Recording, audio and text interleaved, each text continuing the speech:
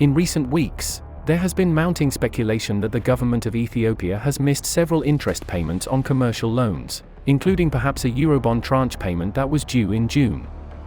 Ethiopia's debt problem has less to do with the proportion of public debt to economic output than the country's stubbornly high inflation rate, which raises borrowing costs and renders loan servicing unaffordable.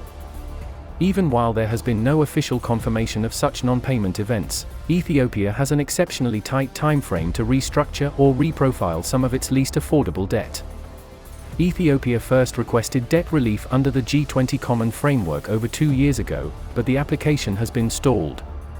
Meanwhile, the country has been teetering on the edge of default. The main reason for the delay in the debt treatment is the country's 2-year civil war that ended in late 2022.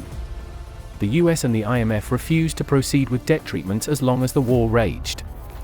The civil war destroyed large parts of northern Ethiopia's industry and farming sector, and is estimated to have cost the country around $20 million in monthly export revenues.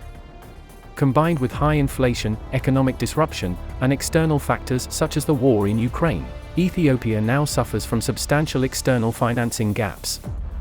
Dollar-denominated debts already stand at over $43 billion. Ethiopia has an estimated $13.7 billion in debt to China, with smaller amounts owed to Paris Club members and international financial institutions. Ethiopia wants the IMF to provide $2 billion in payment support.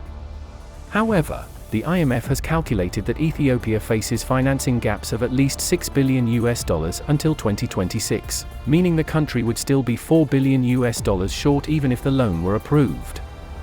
To avoid a default, Ethiopia may be forced to devalue its currency, and the country will need to embark on a raft of deep reforms to boost privatizations.